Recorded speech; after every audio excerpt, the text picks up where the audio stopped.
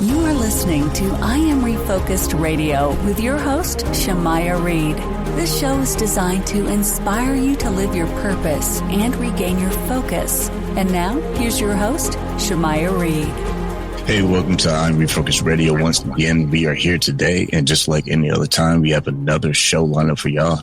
Today, we have our special guest, Robert J. Wolfe, MD. He has a book that we're going to be discussing, Not a Real Enemy, the true story of a Hungarian Jewish man's fight for freedom, Holocaust survivor true stories. You can get this book on Amazon, but better yet, go to his website. He has a website as well. It's robertjwolfemd.com. We're going to learn all about the inspiration of him writing this book and learn behind the scenes of the project. But without further ado, I just want to welcome you to the show and say, how you doing, man? I'm well, thank you, and appreciate you having me on. I'm much appreciated. It's a small world. We just came to find out we're from the same area in Michigan, which is great. So really close, man. So I'm very honored. I appreciate it. You've got a nice-looking dossier in history, so I feel grateful to have me on here. So. No, I appreciate it, man. As professionals, we know that time is something that is very valuable. So I appreciate you clearing the calendar to talk to our audience. Before we dive deeply into your book title that I just gave moments ago, kind of give the audience a little bit of a background of your professional career, and then we'll get right into the book. Well, I'm Rob Wolfe. I'm a recently retired radiologist. I've been a radiologist. I've been in the field for 35 years. Just retired. I worked part-time for about the last 19 years, so I'm fortunate enough to do that. Prevented burnout by doing that. But born and raised in the Detroit area, K through 12 in a small suburb called Mount Clemens. A great place to grow up. I was one of 3 Jewish people in my high school. It was 40% African-American. It was a subset of Detroit. Never felt racism or anti-Semitism back in the day. We did a lot of trash talking and BSing around, but we left it all on the football field. That's how it was. And then went to college at Tufts, very fortunate to be able to go there, and the University of Michigan Medical School. And then I trained, I did a year internship at Boston University affiliate, then called Framingham Union Hospital, now Metro West. And then Brown for radiology and Yale for neuroradiology. So very fortunate to have that kind of education and training. I owe a lot of it to my parents and my background, and so 30 years of indentured servantry, finally get some jobs, and I moved around a little bit, back to Flint, Michigan even, kind of bounced all over, but pretty good career, I guess. And so 44 years all in, when all said and done. Half my life in New England, half my life in Michigan, and now I've been down here in Southern Florida for 6 years now. About the same amount of time I've been working on the book, and we'll get to that in a minute. I also like sports, music, fitness, golf, dancing, travel, education, investing, history. I'm into a lot of things too. But what I'm doing now, fighting anti-Semitism and trying to spread the word through my dad's stories is my charge. And that's what I've been doing mostly for the past 2 to 6 years. I appreciate you giving the audience a good lens to look through. So I appreciate you sharing this story with the audience, if you can, when you look at the origins from your father and the purpose behind the project. What inspired you to get it published at the time you did? Well, can I show the book real quick? Not a real enemy. Wrong direction. Sorry. Trying to get the glare off. It's won 4 awards, and I don't even know what that means. I'm not the type to pat myself on the back, but it does mean something. People in the know, people that know that it's important work and it's good quality work. And I'm grateful to my co-author and publisher and the whole team about that too, because if it weren't for them, we wouldn't even be here talking about it. So that said, and then it also doesn't mean anything if the awards or the book or the messages don't generate a movement against anti-Semitism. It really doesn't mean much.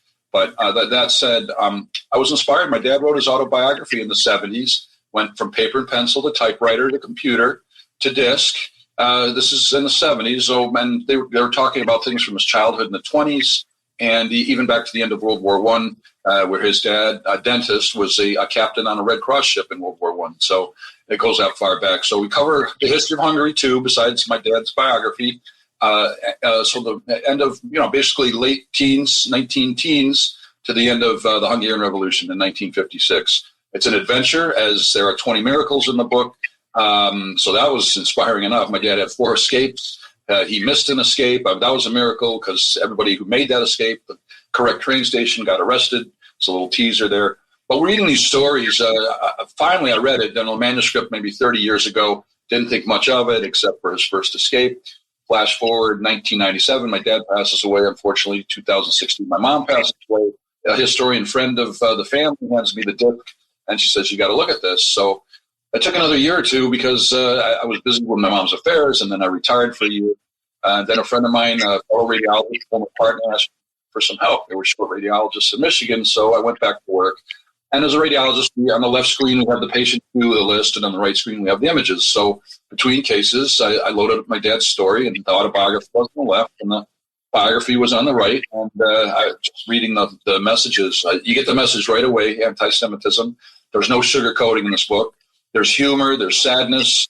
There's times, many days I cried, many days I had to walk away from the book for a week or so just because of the tragic stories. It was very heartwarming and heartfelt. A labor of love and motivation was there once I got going. And if you knew me 6 years ago, my mom and dad were Holocaust educators, and like me, they were very diversified. I like rock and roll, they like classical music, but apart from that, theater and education and museums and travel. But they educated about history and the Holocaust and Hungary, communist Hungary as well. So like that, I just kind of, I guess I got the zap, I got the bug. Superman's kryptonite. It just kind of summoned me, I guess. Kind of a corny way to talk about it, but that's the best analogy I can give. That's got the visual. So, and here we are. I mean, now this is my charge, my mission. That's all I'm doing, fighting anti-Semitism, sharing my dad's stories, and we're busy doing it. I've got the Long Island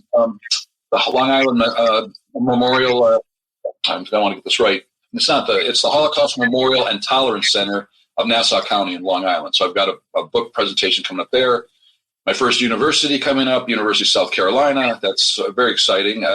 Hopefully I get a lot of those.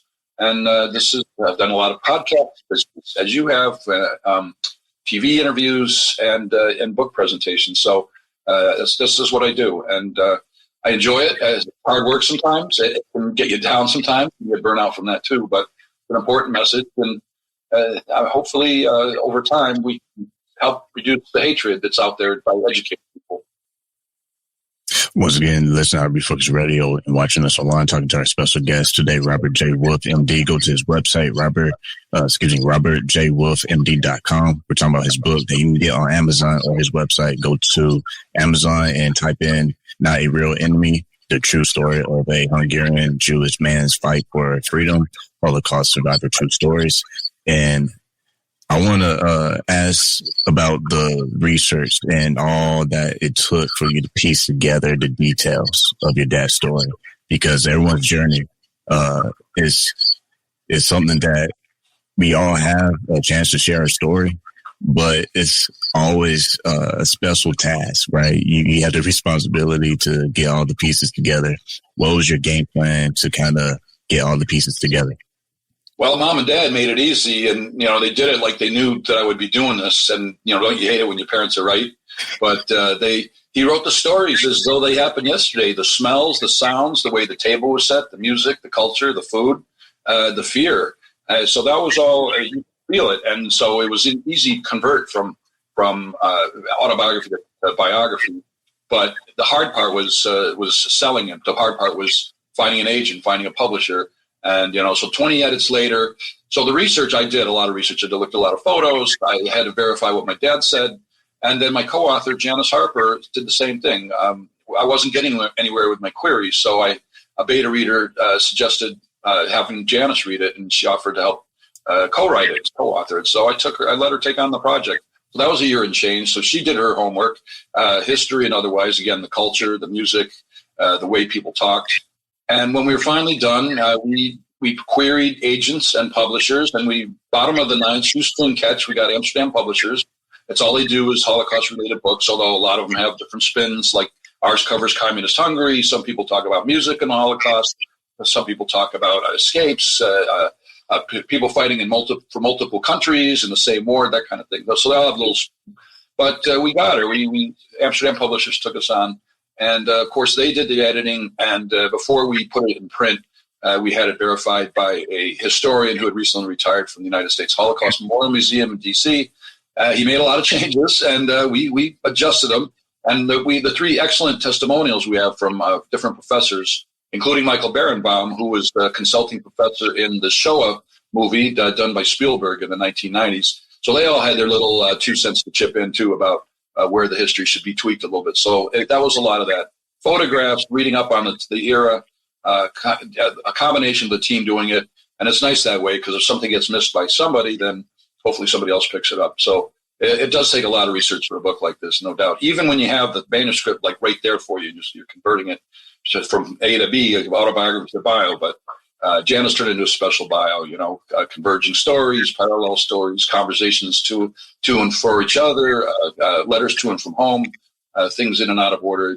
She really helped me make the book much 100% better. So, and research part of it, and just my dad's stories is the other part of it. I mean, when you look at speaking of parallel, when you look at parallels between events of today, do you see maybe similar issues that are arising in the political world compared to your dad's personal story? Well, like we say in our I know it comes up. It's a great question. I mean, what does 80, 100 years ago have to do with now? And like my parents wrote this, like knowing that this would be that anti-Semitism and racism would continue to rear its ugly head, and they were right. So October 7th, we can go back to Exodus. We can talk about 400 years of slavery, and Jews weren't the only ones who had bad treatment. We can talk about the Spanish Inquisition and the Black Plague and all the horrible times that the people did, all the horrible ways that people killed each other and tortured each other. And that's the sad thing to me, is that people are finding more and more ways to do that, even through today. And it's disgusting. I mean, it's not what I was trained for, because I'm an anatomist. I'm a guy we're into keeping the quality of life and saving lives. And we understand the beauty of the cell, the beauty of the anatomy, not just in humans, but other animals, and how people just take it away like that. They don't care about the value of human life. It's just gone. And nobody has the right to do that. Nobody has the right to, tell me what religion to explore, or where I should work, where I should stand. And all of that happened. That persecution slowly happened in Hungary, starting in 1933. Limited rights, limited ability to work and shop. Couldn't own a radio. But my dad's father was defiant. He got the BBC News when he could, snuck the radio. Very risky behavior. And then it got worse over time. Finally, they started.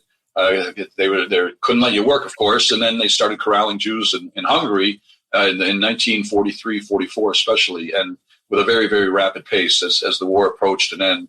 The Nazis were systematic. They were determined to kill as many people as they could. And what I've read, at that point in time, the Nazis were losing badly. And 1942 was the same thing, where there was a huge percentage, a huge truckload, so to speak, of people that were being carted off and murdered. So if you weren't murdered, you were slave labor, like my dad. And he escaped from 2 forced labor camps. He was 21, 22, so he was useful. And that saved his life, probably.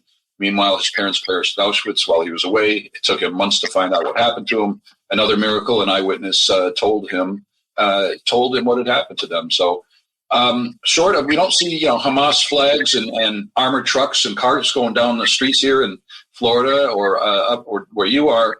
But if we did have that, I think people would be a lot more concerned, a lot more involved. And that's kind of how it was then. But, buyer beware. What happened to my dad could happen to any one of us. And that's a point I always like to make. One day you're doing okay, and the next day it could be a bad neighbor, a bad government, local government, federal government, foreign government, natural disaster. But you could be on the run, not knowing where you're going to eat, where you're going to work, sleep. And I guess the other lesson is, for us, food, shelter, and clothing is not everything. It's giving back to the community. It's sharing about love and peace, and what we can try to do to educate people about that. But food, shelter, and clothing was everything to them, because that's what you were looking for. That's all you had. Everything else was taken away from you. If you weren't lucky enough to be a refugee and leave the country in time, then you're trapped for many years. And then the communists were no better to the Jewish people, and not just the Jewish people, homosexuals, LGBTQ, And when people are racist against Jewish people that are LGBTQ or African American, a lot of superstars, we've heard the stories. It's a shame. It's not good. If you're supporting Hitler's viewpoint, but you got to realize you're next. You weren't the Aryan race and the perfect race or whatever they thought it was. Then, Jews first, but everybody else would follow, unfortunately. So, and there are stories of a lot of people that were killed that weren't Jewish. Disabled people, the real young. But my mom hid the whole time. Her stories weren't quite as harrowing, but she did document a few of her things. But my dad he was all over the place. Can't imagine, Once again, you're listening to Refocus Radio and watching us online. Talking to our guest today, Robert J. Wolf, MD. Go to his website, robertjwolfmd.com. We're talking about his book that you can get on the website or Amazon, Not a Real Enemy, the true story of a Hungarian Jewish man's fight for freedom, Holocaust survivor, true stories. And next question for you is, when you mentioned earlier about the opportunity for peace and love and education, on that point, when you look at the book that you wrote on your father, put together and published, what are some ways that you believe you can continue to use this in historical discussions so that schools and leadership programs can appreciate the piece of history and opportunity to be aware of facts? Well, we're doing it now, and I thank you for that. And I hope some of your audience reaches out and says, for one thing, reads the book, another thing, writes a review, or reaches out to me and say, wow, what a great book that is. What a great story. Some people think it should be a film or a docudrama or a series. We're actually querying producers now. It's troubling with the LA fires, unfortunately. So I've got to put things in perspective, but we are trying to reach out to other people. Now, that would really be a big thing, because a lot of people say that this could be a movie with all the 20 miracles and all the escapes and all of that. But I do want the book to be taught in the classroom. I might have mentioned earlier that I've got University of South Carolina coming up, and I think that's going to be shared with 2 or 3 campuses. So that's such a great honor and a great icebreaker. I'm also in talks with my alma mater, Yale. And I do have a lot of ideas of other schools and places. I've done a Greek Orthodox church. I've done synagogues. You've got to educate the children, but it also means educate the adults. Bring the stories and messages home, and be kind to your kids, and have your kids be kind to their friends, and it'll spread easily. So be responsible. Like I said, give back to the community. If you're bored, change your vector. Do something different. Don't be protesting in the streets. Don't be threatening other people. It's a waste of time. I mean, it's just hard for people to sympathize with that, because that kind of behavior is it's nuts. But education is the one thing. So every time I do one of these, if I touch one person's life per day or per week, or I get a notice or something that said, "Wow, this book changed the way I think," then I will have done my job. And while I still can, the health, God willing, I'll keep doing that. And I think it's working out for me. I mean, and I'm not the only one. I can't fight anti-Semitism alone. I need the help. Or racism. It all kind of blends together. One person once told me, there's a difference. If you're going to query publishers, there's a difference between, I don't see the difference. I think Morgan Freeman once said it, it's always going to be the same old people, to quote him from Driving Miss Daisy. It's always going to be the same people, and it's sad. So I'm in my corner of it. I'm fighting it. It's a lot of people are joining up with this. Stop the hatred, stop the BS. Let's just move on and live a peaceful society. And if you don't want to do that, you're welcome to leave. I mean, my parents didn't like being repressed, so they left because they weren't welcome to leave, but they left anyway. But they had to escape. That was my dad's 4th escape, finally leaving the country in '56 after the Hungarian Revolution. And not a lot of people know about that war too. It was 3,000 people died in that war, and my parents were frontliners. And the bottom line too, the punchline, my dad became an OBGYN and delivered 10,000 babies in the Detroit area. So that's really redemption indeed. I mean, he can't bring back his parents' life and all these other people that were killed, 50 million in total, by the way, in World War II, and all across the board. But it is some redemption, bringing lives like that into the world. And he loved doing what he did, and jovial and jolly, no PTSD. Didn't go to the bottle or drugs, and then just happy to be around and happy to be alive and doing what he loved to do. So, and that's admirable too. To me, that's a big inspiration too. So it was very self-motivating doing this project. And and then talking to the kids and then the families and educating them. Holocaust museums are a great experience. I could do it every day. So that's what it is. We'll get it. We're working on it. Once again, you're listening on Refocus Radio and watching us online, talking to our guest today, Robert J. Wolf, MD. Go to his website, robertjwolfmd.com. Make sure you get a copy of his book. Go there or go to Amazon and search for Not a Real Enemy, the true story of a Hungarian Jewish man's fight for freedom. Before we close, my last comment I want to make is a lot of times when people are witnessing hate, not all the time do they know what they should do about it. You, from your perspective, and for those who are listening, watching us, what will you suggest that someone should do when they witness hate? What's some ways that they can be active versus passive? Well, one thing is have people like me and many other great authors do talks to help educate the community about. Go to your congressman. If you think anti-Semitism is a perceived problem, then go see your senator or your congressman and say, look, I've got a neighbor that I'm worried about, or this. And the same with the mental health issue. It's so underreported that that would be a good way. Be vigilant in your community. You know who a good neighbor is and who a bad neighbor is. It's not hard to tell. So I'm in a gated community here, so it's pretty peaceful. I feel protected, but anyone could bust in at some time and give you a hard time. And hopefully it doesn't come to that. But if it started happening in our neighborhood, then people would start to act out. Like I said earlier, if it doesn't seem to affect you, you're less apt to contribute to the stopping of that. But if it does affect you or a neighbor or somebody you love, then you're more apt to be. I don't feel directly affected, but that could change overnight, as we've said. So this is what I'm actively doing. If you've got a story, if you've got family that's Holocaust survivors and you've got a story hiding, share the story and get help with the book. Rely on the team. It's another thing you can do. And if you're a hateful person, it'd be a great thing for people on probation or people that are committed of hate crimes that have to read 8 or 10 books like mine, and that would educate them too. I would hope. If it doesn't, then it is what it is. You can't change everybody, but there's hope for us. And so it's just common sense. Write a letter to the editor, that kind of thing. Anything you can do to help alleviate it works. Well, once again, you've been watching us online, listening to us on radio and podcast on Refocus Radio, talking to our guest today, Robert J. Wolf. Go to his website, robertjwolfmd.com. Like always, I want to say thank you for your time. And also, man, it's almost close to the weekend, so you have a good, enjoyable weekend for you. You as well. Shabbat Shalom tomorrow, and looking forward to that Long Island trip, and God bless you. Thanks for having me. I really appreciate your time.